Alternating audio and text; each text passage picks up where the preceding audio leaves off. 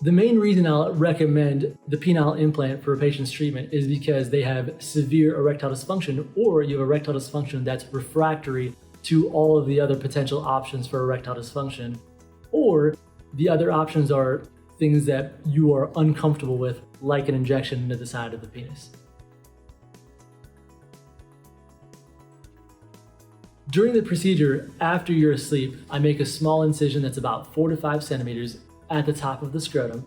After that, I find the area in the penis that will house the 2 cylinders. I place those cylinders into the penis, not only into the part that is outside of the body, but also into the part of the penis that's inside the body. That area is called the corpora. After I place these cylinders in, I'll place a pump that will go into the scrotum. That pump allows you to both inflate and deflate the device. And then finally, I'll place a reservoir that'll go into behind the pubic bone. After I'm done placing these devices, I'll close the incision with absorbable sutures. Sometimes I'll place a couple sutures that I'll cut out 2 weeks afterwards. And finally, I'll place a very small drain that will go into the scrotum that I'll remove the day after the surgery. The surgery itself takes about an hour, give or take, to perform. After the surgery, depending on your medical history, I'll either keep you in the post-operative area for about an hour or two, make sure you're feeling okay, and then have you head on home. Or I'll keep you overnight to make sure that you're doing okay, and from a heart and lung standpoint, everything seems to be doing well before I have you go home the next morning. The procedure is usually an outpatient surgery, and most patients do quite well.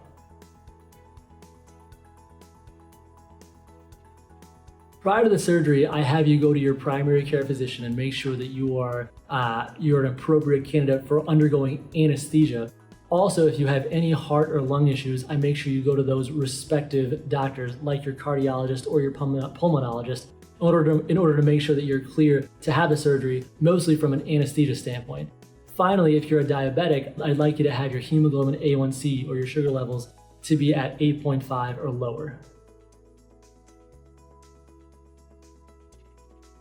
So after the surgery, if you are staying in-house, meaning if you're staying in the hospital for a night, the next morning I'll have you have somebody take you home. So you'll have to have somebody to drive you home. If it's an outpatient surgery, I'll still have you have someone that drives you home, but just a couple hours after the surgery is done. About 2 weeks before your procedure, I'll see you in a preoperative visit. During that visit, I'll discuss the surgery in detail, as well as go over things to know about after the surgery so you feel comfortable with the entire process. I'll also potentially consider doing a quick check of the P channel to make sure there's no signs of infection or any signs of you having any issues with urination or emptying the bladder at that time. Then I'll give you basically what's called a chlorhexidine scrub, or essentially a surgical soap, that I'll have you use on the area that I'll be doing the surgery on starting 2 days before the procedure, and have you do that scrub for about 5 minutes each of the 2 days leading up to the surgery. I'll make sure that there's no signs of infection on any urine samples that you've given me, and if you have any signs of infection, I will actually reschedule the surgery and treat you with an antibiotic. Finally, if you do smoke, I'll have you try to reduce smoking as much as possible. I'll have you reduce any red wine that you use, because that can sometimes be a blood thinning aspect to it. And finally, if you're on any blood thinning medication, I'll have you stop the blood thinning medication about 7 days prior to the surgery. Prior to the surgery, most importantly, if you're on any blood thinning medication, I'll have you stop the blood thinning medication about 7 days prior to the surgery, with approval from your cardiologist or your primary care physician. I'll have you not eat or drink anything after midnight the night before your surgery. Then after the surgery, I'll have you restart your blood thinning medication about 3 days afterwards.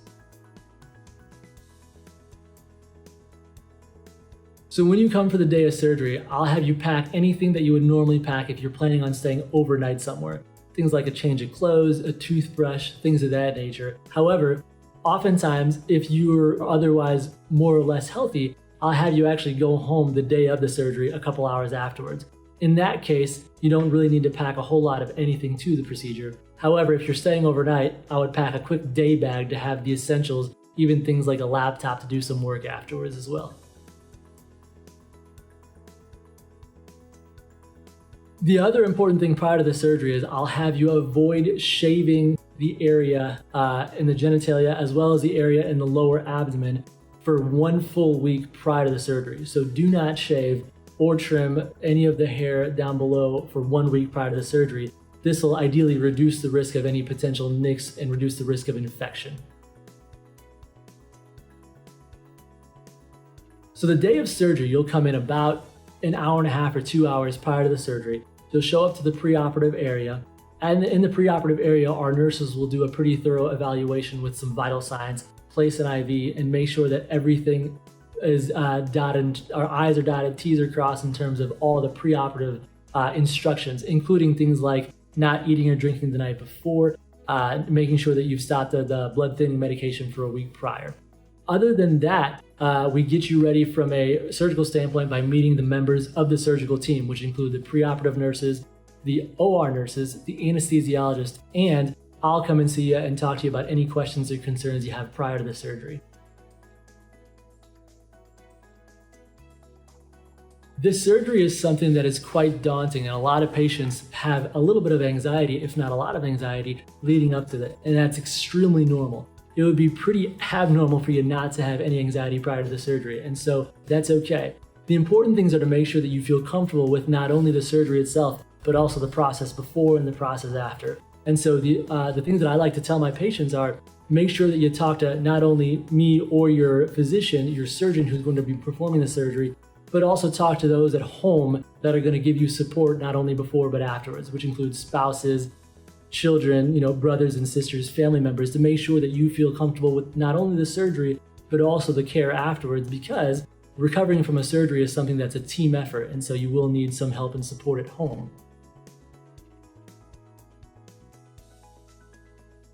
If you have any questions prior to the surgery, please reach out to our clinic, and essentially the clinic will reach out to me and I'll give you a call to be able to answer any questions that you have, no matter how last minute they are and no matter how trivial they are.